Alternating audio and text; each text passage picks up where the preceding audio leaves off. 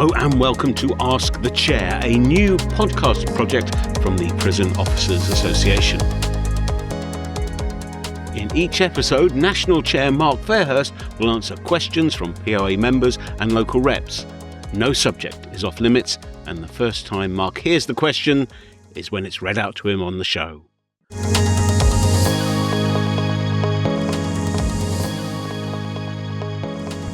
Well, first question comes from Jordan in Hull. He says, as we negotiate with an employer who doesn't control the civil service pension scheme, what concrete steps, approvals or legislation are actually needed to get our pension age down to 60?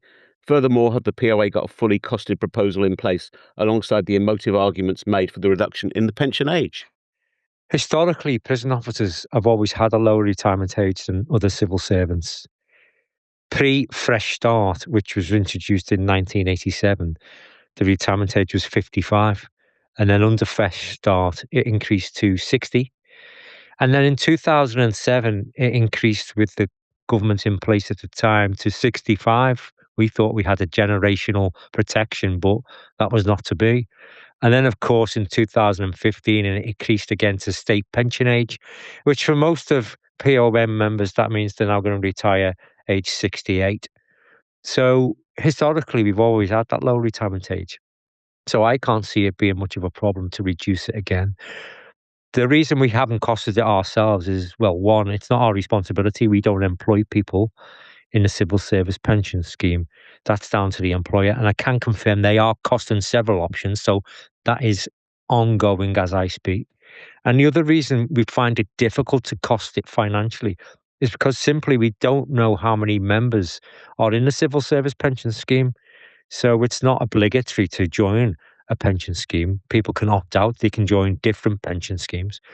We wouldn't get that information because of legislation, GDPR. So we'd find it very difficult to give an accurate costing of what it would mean for us to have a low retirement age financially. But the sticking point, as it always has been trying to convince the Treasury to fund it. Because with everything that's going on in the world, they always come up with excuses. That's why I want to sit down in front of them at a meeting and pitch our case, because both financially, psychologically and physically, it makes sense to allow us to have a lower retirement age. So really good question. Well, that's the crux of it, really. Yeah, I think Jordan refers to the pounds, shillings, and pence argument as opposed to the emotive argument. But there is a moral, kind of ethical, emotional argument that supports the union's claim for a proper retirement age, isn't there? Yeah, and I think that argument outweighs any financial implications because governments always find money when they need to. So the employer is trying to cost several options. But when you think of it long term, and governments think 20, 25, 30 years ahead, long term, reducing the retirement age of prison officers is definitely cost effective and more beneficial long term to any government, without a doubt. So there we go, Jordan. I think you'll agree that's a very comprehensive and positive answer to your question. Next up is from someone who hasn't left their name, or I don't have their name in front of me, but it refers to the remarks from Charlie Taylor, who said recently that some prison officers are, quote, too young to deal with hardened criminals, close quotes. And the questioner asks, do you agree that young staff or new entrants are vulnerable to manipulation or corruption, and what should be done to counter this? It's quite an interesting one. It's a good question, but I don't agree that young staff and new recruits are susceptible to corruption. I think every member of staff is susceptible to corruption. It depends on your personality. It depends on what training you get when you initially join a job, and it depends on your models. Don't forget, we think that there's a few people who are getting recruited by organised criminal gangs, specifically as prison officers, so they can traffic goods into prisons. That would not surprise me if we got the evidence to actually confirm that.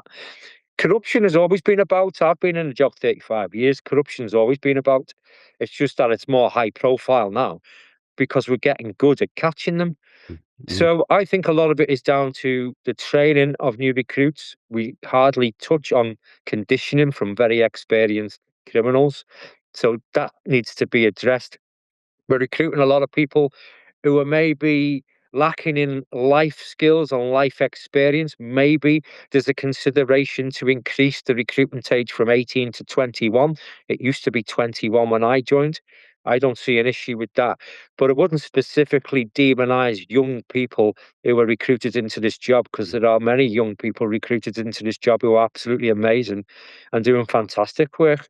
I think it's more to do with your training, the vetting, definitely the vetting, the actual recruitment process, which doesn't involve a face-to-face interview or any face-to-face assessments. It's all done over Zoom, which I find absolutely incredible. That needs to change. And I think the support from senior managers when you maybe are experiencing difficulties at work, what are they going to do for you to support you so you don't go down the slippery path of corruption? So I think there's a lot of issues there, but not specifically young staff. Not at all. I think it affects everyone. Yeah, and I mean, I think if you want a kind of illustration about the quality of young staff and young activists in the POA, you can listen to the podcast we made with the Young Members Consultative Committee earlier this year. Great. Okay, next up is Gary from Lindholm. Gary writes, my question relates to OSG overtime. Band 2s are an overtime grade, but what does this mean exactly? Should we be receiving overtime when required to work beyond our contractual hours? He has to work beyond his contractual hours, but is told that no OSG overtime is available. People are expected to work for toil. So I think the guts of it is, as Gary writes, doesn't our contract state that if we are required to work beyond our hours, it can be either overtime or toil, but that is to be the preference of the employee and not the establishment? Well, Gary, I can educate your senior managers on your employment rights as a OSG. An OSG grade is an overtime grade. You are entitled to work overtime for any additional hours you work above your contracted hours. So if you're on 37 hours a week, any hours above 37, you are entitled to overtime. You can refuse to work for toil. Why would you work for hours instead of money? So whoever is telling you that is a liar. Okay, go back and tell them the national chair of the POA has called them a liar, and get them to give me a phone call, and I'll re-educate them on your employment rights. Do not work for toil, work for overtime. And let's not forget, any hours worked between 7 at night and 7 in the morning, you get the equivalent of double time. So you're entitled to that. Every other is time and 2/3. So work for your overtime rate. Don't work for hours, because you'll never get your toil hours back, because you'll always be short of staff, and your senior managers always make an excuse, like they've just done with you there, telling you total and utter, blatant, barefaced lies. Despicable people. Don't believe them. There you go, Gary. You've got the weapons and the opportunity to right that wrong at the moment. So that's great. Okay. Oh, next up, someone who's clearly listened to our recent podcast about separation centres. The email simply says, "Supermax prisons in the UK, yes or no?" Yes. All right. Jonathan All in his report said we're not going down the Supermax route, but all the indications are that we will have our own breed of Supermax facilities somewhere in the future in the UK. So not as blatant as America. Unfortunately, we won't be putting people in bright orange overalls and shackling them, handcuffing every time they're unlocked. That's what I'd love to see, because I think some prisoners deserve that level of security. But we will have a total lockdown jail in a separation centre for the most high profile, dangerous terrorist prisoners in the system, because they definitely deserve to spend the rest of their days under strict security conditions, supervised by our staff with maximum staffing levels. So, a one word answer to that would be yes. And I mean, if I can ask a kind of follow up of my own, which is, do you think that has to be a new build, or could it be inside an existing establishment? And is the problem about existing establishments is that most of them are very old, and you'd need something like the standards of construction at Berwyn, say, to make it work?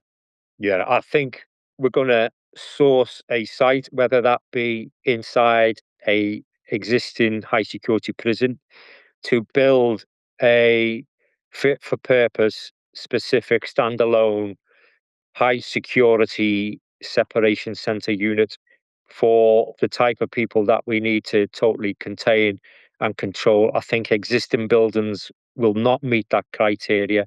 I think the money will be around for it.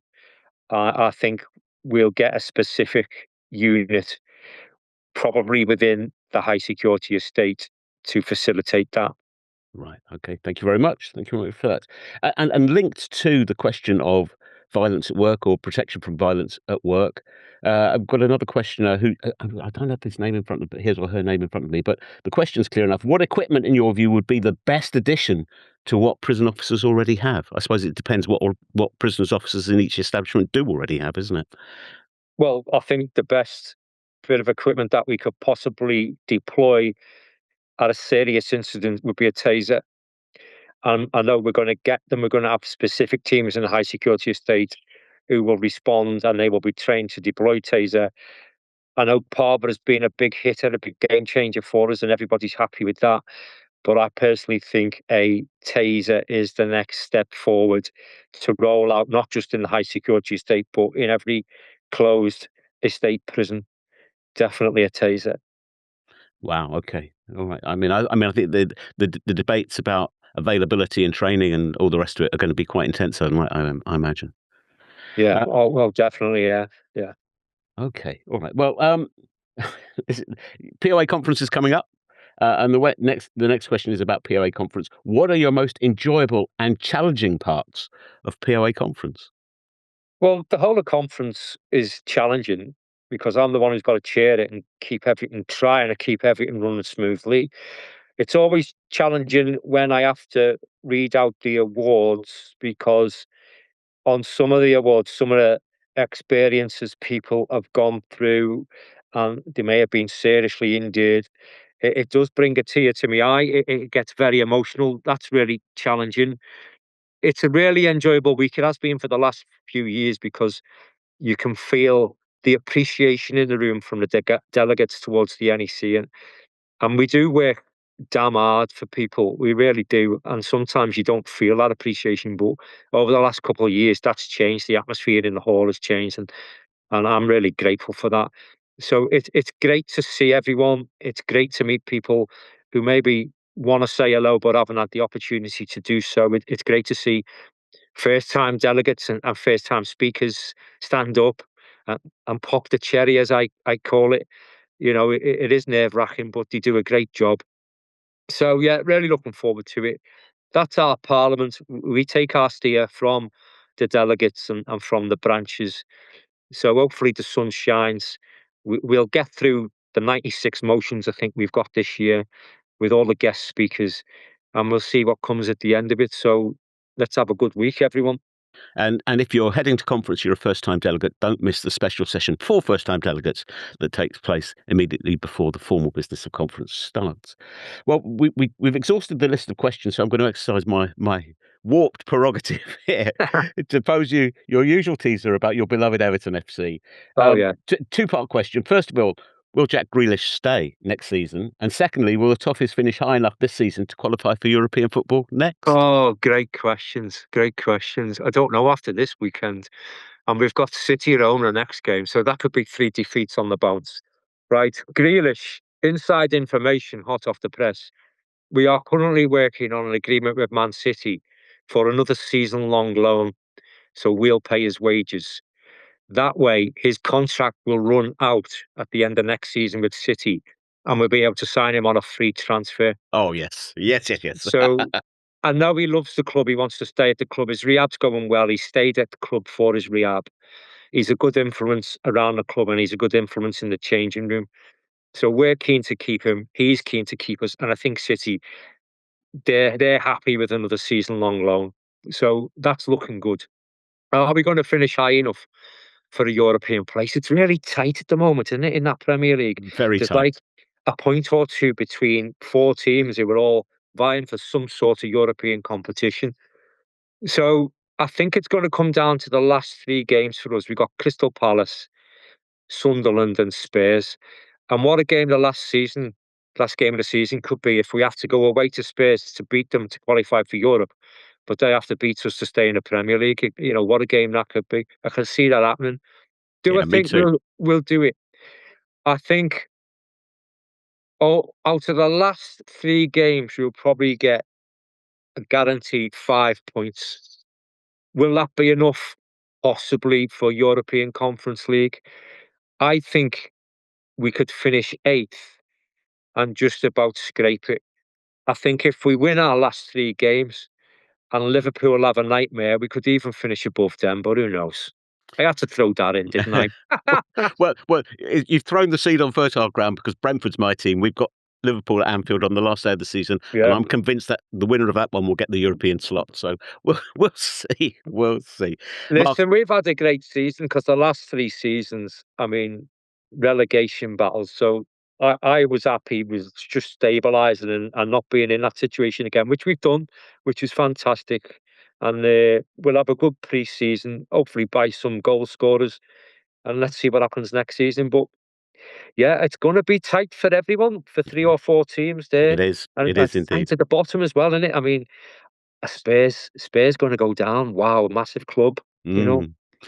Indeed. Wow. Okay. Well, Mark, as ever, a pleasure chatting with you, and thank you for the answers to the questions posed by the members.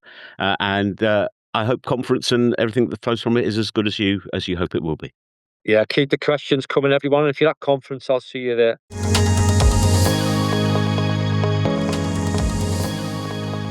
Thanks to everyone who emailed in questions for the chair. You can join the debate at Ask the Chair. That's all lowercase and all one word. Ask the Chair at poauk.org.uk.